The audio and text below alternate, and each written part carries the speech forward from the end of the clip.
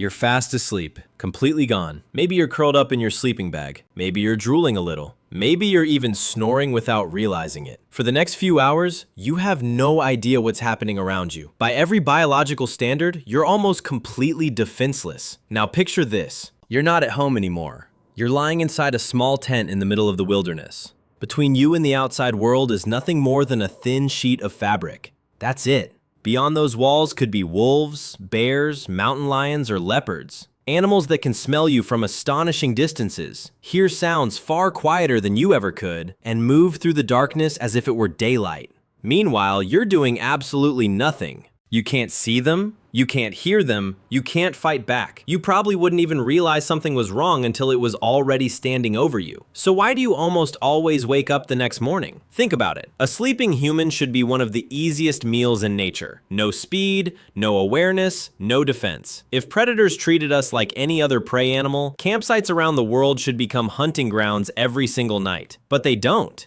And that's because the story isn't explained by one simple reason. It's a chain of ancient advantages built over millions of years that quietly convince the wild something remarkable. A sleeping human is still a risk not worth taking. Let's find out why. Here's the part that surprises most people. Humans don't frighten predators because we're bigger than they are. We frighten them because we've been one of the most dangerous things they have ever encountered. Look at us objectively for a moment. We don't have claws, we don't have fangs, we can't outrun a wolf, overpower a bear, or see through darkness like a leopard. Compared with most apex predators, we're physically underwhelming. If evolution were judged only by teeth, muscle, and speed, humans shouldn't be sitting anywhere near the top of the food chain. And yet, many of the world's greatest hunters behave as if we are exactly where we belong. A fascinating study published in 2019 by researchers at the University of California, Santa Cruz demonstrated just how deep that fear runs. Scientists placed speakers near deer carcasses that mountain lions had recently killed in California's Santa Cruz mountains. Then they played something completely ordinary. Not gunshots, not shouting, not the roar of another predator, just recordings of people having normal conversations. The response was immediate. Again and again, the mountain lions abandoned their kills and disappeared into the surrounding landscape.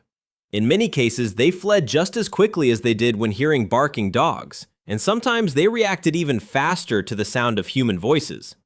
Think about what that really means. A mountain lion is built to kill. It can silently stalk prey, explode into a powerful sprint, bring down a full-grown deer, and drag hundreds of pounds of meat uphill. Every successful hunt costs energy, patience, and considerable risk. Yet all of that became less important than staying away from people. Some of those cats walked away from animals they had already killed. Others abandoned meals they had barely started eating. From a biological standpoint, that's an incredibly expensive decision. Every hunt burns valuable calories, and every unfinished meal increases the risk of going hungry later. But they still left, because somehow, being close to humans felt even more dangerous than losing dinner. The study simply confirmed something wildlife biologists had been observing for decades. Across Africa, lions often reduce their activity in areas with frequent human presence. In India, tigers commonly avoid villages even when those settlements sit inside excellent hunting territory. In the Amazon, jaguars regularly adjust where and when they travel to minimize encounters with people. These predators aren't avoiding humans because they suddenly forgot how to hunt. They're avoiding us because evolution has been teaching them the same lesson for an extraordinarily long time. Humans have spent roughly 2 million years as active hunters. During that time, we didn't just hunt for survival. We transformed entire ecosystems. Mammoths disappeared. So did giant ground sloths, woolly rhinoceroses, saber-toothed cats, cave bears. Across multiple continents, enormous animals that had survived dramatic climate shifts for hundreds of thousands of years vanished not long after humans expanded into their ranges. In North America, wolves were hunted until they nearly disappeared from huge portions of the continent. Mountain lions were eliminated from almost the entire eastern half of North America. For generation after generation, humans tracked predators, trapped them, poisoned them, and killed them whenever they became too bold or wandered too close. That history matters, because the predators alive today are not descended from the reckless ones. They're descended from the cautious ones.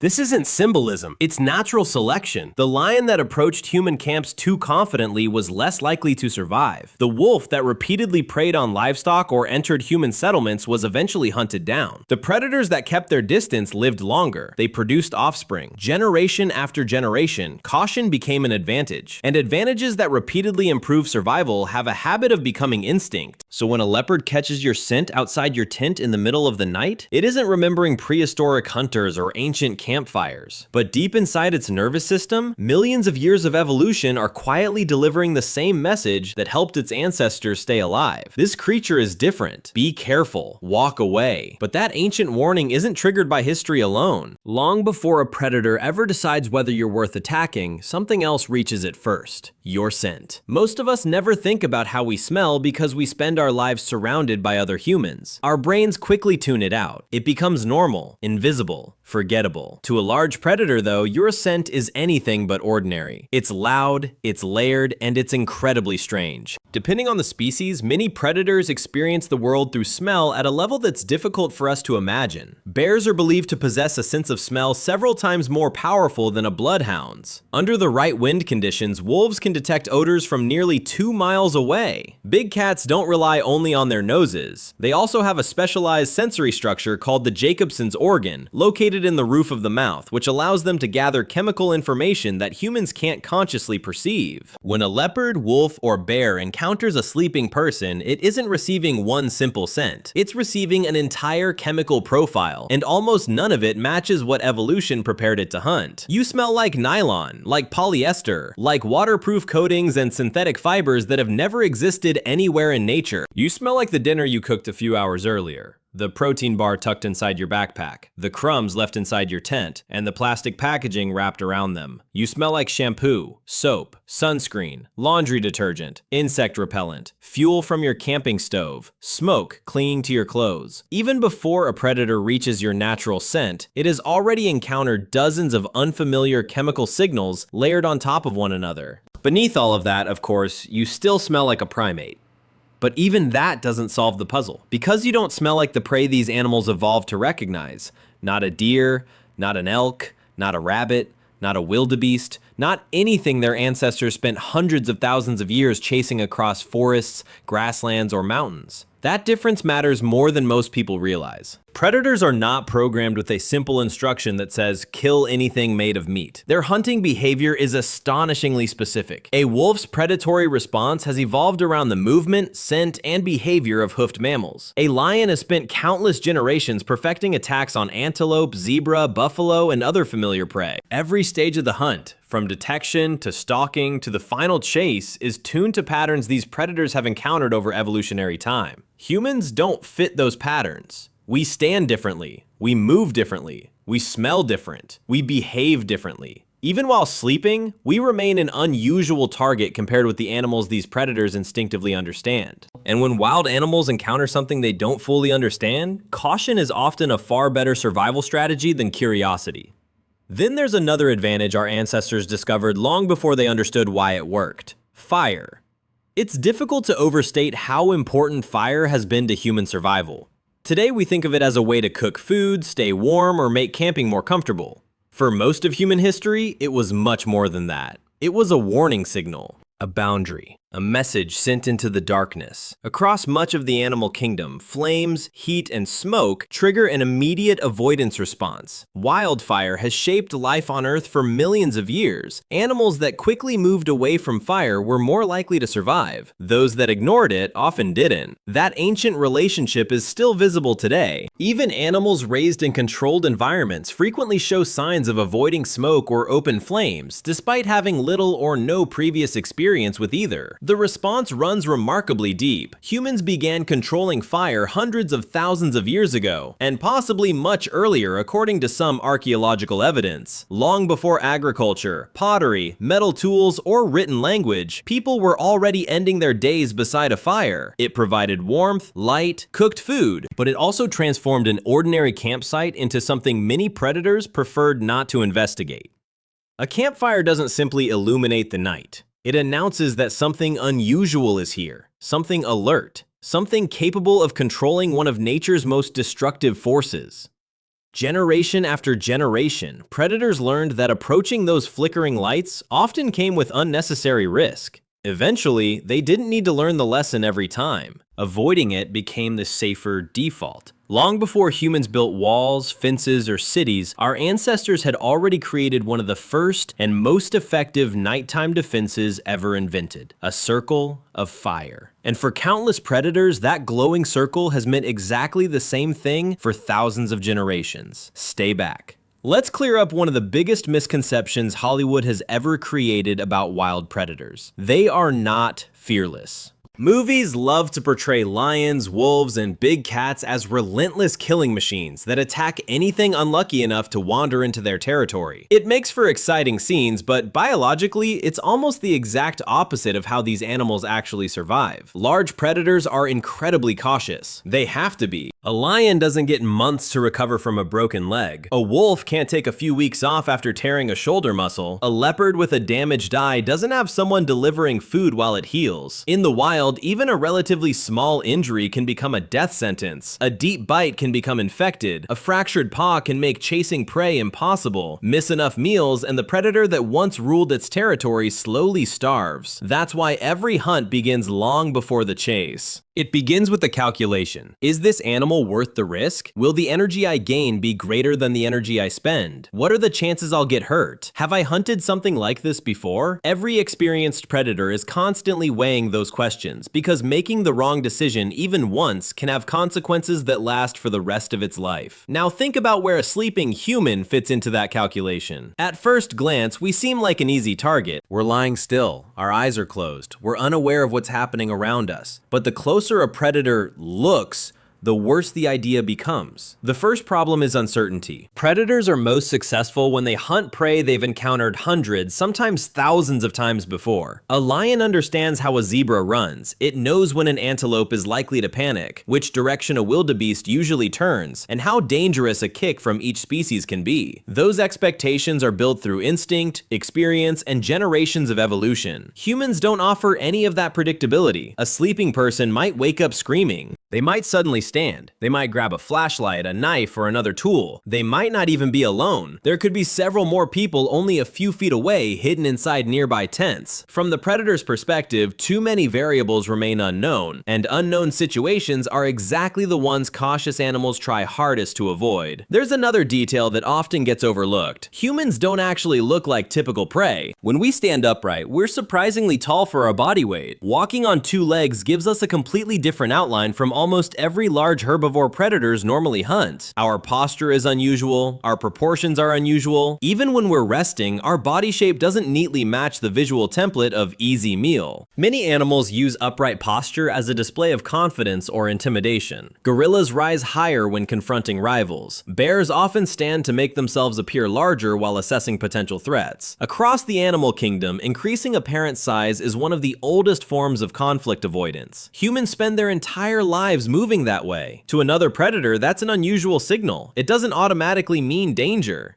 but it certainly doesn't communicate harmless prey either. Then comes perhaps the simplest question of all. Why take the risk in the first place? Imagine you're a healthy predator living in a stable territory. Around you are deer you've hunted before, rabbits whose escape patterns you recognize, wild boar, antelope, or other prey your species has pursued for thousands of generations. Every movement they make is familiar. Every chase follows patterns your brain was shaped to understand. Then, not far away, there's a human. A strange animal, one you've never evolved to hunt, one that smells wrong, looks different, may be carrying unfamiliar objects, and could suddenly become far more dangerous than it appeared only seconds earlier. From a survival standpoint, the decision is surprisingly easy. Walk away. The mathematics simply don't work. Why gamble on an unpredictable target when perfectly familiar prey is already available? Nature rarely rewards unnecessary risks. And predators, more than almost any other animals, survive by avoiding them. There's another reason sleeping humans aren't nearly as helpless as we feel. Your brain never completely clocks out. That may sound strange, especially if you've ever slept through an alarm, but human sleep isn't one long period of unconsciousness. Instead, your brain cycles through different stages over and over again throughout the night. Some stages are deep and restorative, others are much lighter, with brain activity increasing as you move toward REM sleep. During those lighter stages, something remarkable continues to happen. Your brain keeps listening. Researchers often describe this as the sentinel function of sleep. The idea that while your body rests, part of your nervous system continues monitoring the environment for signs of danger. You aren't fully awake, but you aren't completely disconnected either. Most ordinary sounds fade into the background, but unusual sounds are treated differently. A branch snapping much closer than before, heavy footsteps outside your tent, something pushing through thick brush. A sudden silence after hours of insects calling. Your brain constantly compares these signals against what it expects to hear. When something doesn't fit the pattern, it can rapidly push you toward waking. That's not a design flaw, it's an evolutionary advantage. For hundreds of thousands of years, nighttime was one of the most dangerous parts of the day. Humans who remained completely unconscious through every disturbance were less likely to survive encounters with predators, hostile groups, or other unexpected threats. The individuals who could transition from sleep to alertness more quickly had a better chance of living long enough to raise children. Generation after generation, natural selection quietly favored brains that never entirely stopped paying attention. So although lying in a sleeping bag may feel like complete vulnerability, your nervous system is still running a surprisingly sophisticated early warning network. It isn't perfect. It won't wake you for every sound, but it was never supposed to. Its job is to recognize the unusual. And finally, there's one advantage humans have relied on since long before recorded history: each other. People almost never slept alone. We gathered around the same fire, we built camps together. We rested in groups because groups survive better than individuals. Predators understand this instinctively because virtually every ecosystem teaches the same lesson. A lone wildebeest is vulnerable. One standing in the middle of a herd is much harder to reach.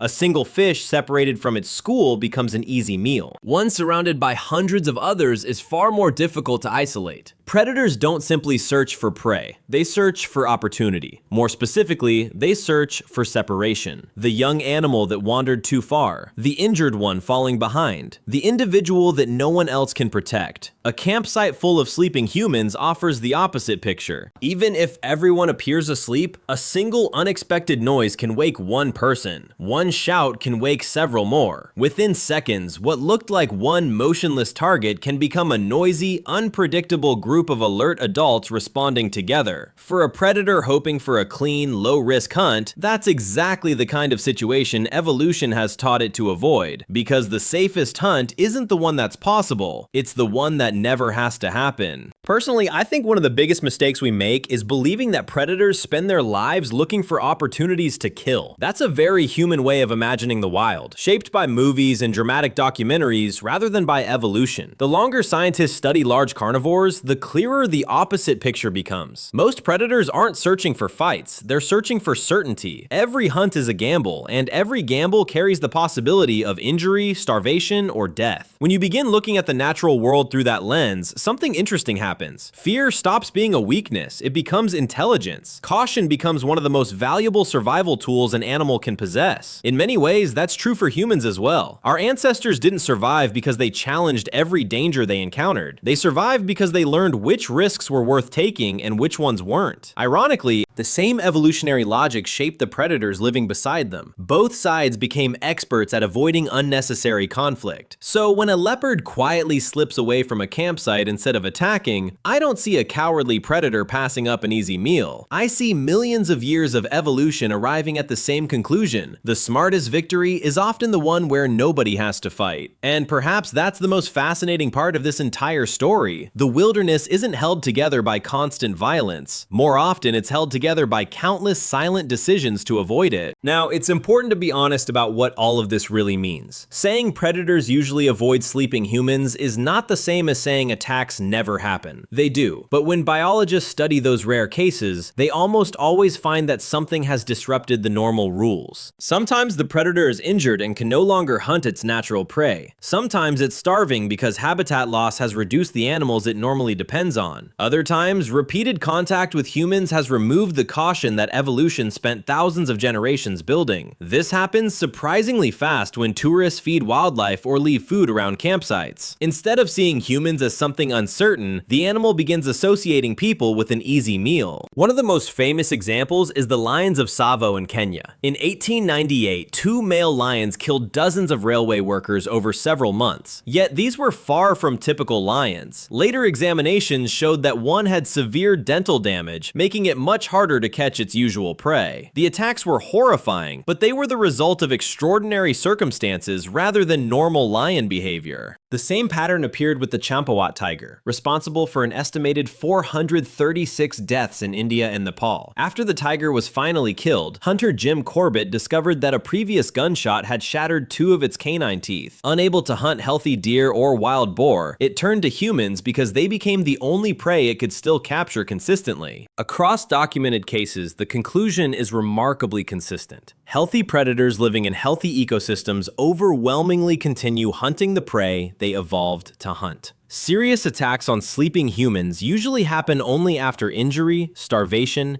habitat destruction, or human behavior has fundamentally changed the predator's normal risk calculation. Personally, I think this is the lesson that deserves the most attention. It's easy to label predators as monsters whenever an attack makes the news, but that explanation is often too simple. In many cases, these tragedies reveal less about the true nature of the animal and more about an ecosystem that has already fallen out of balance. When nature functions as it should, both humans and predators spend far more time avoiding each other than fighting, and perhaps protecting that balance is the best way to keep both species safe. There's one final piece of this puzzle that I deliberately saved for the end, because it's perhaps the most astonishing of all. Humans haven't simply learned how to defend themselves from predators. We've become so successful at it that our very presence now reshapes entire ecosystems. A 2019 study from researchers at UC Santa Cruz found that pumas don't just avoid humans, they change where they hunt because of us. And that single behavioral shift creates a ripple effect throughout the food web. When pumas stay away from areas with frequent human activity, deer experience less predation and their numbers begin to rise. As deer populations grow, they consume more vegetation, altering forests and grasslands. At the same time, smaller predators such as coyotes, bobcats, and foxes also reduce their activity around people. With fewer predators controlling them, rodent populations often increase as well. One inherited fear spreads outward through the ecosystem, changing the behavior of species that may never directly encounter us. Personally, I think that's an extraordinary thought. We often describe humans as the most dangerous animal on Earth because of our intelligence or our technology. But perhaps our greatest influence isn't what we kill, it's what we convince other animals not to do. Long before cities, highways, or satellites, our ancestors had already become a force that shaped nature simply by being present. Millions of years of survival taught predators that humans were rarely worth the risk, and that lesson is still echoing through the natural world today. So the next time you're lying inside a tent, listening to unfamiliar sounds beyond the thin fabric, it's perfectly normal to feel that ancient pulse of anxiety. Your brain inherited it from ancestors who survived because they respected the darkness. But remember that evolution has been working on both sides. While you're wondering what might be outside, the animal outside is often making its own calculation. And more often than not, it reaches the same conclusion that its ancestors have reached for thousands of generations. You're simply not worth the risk.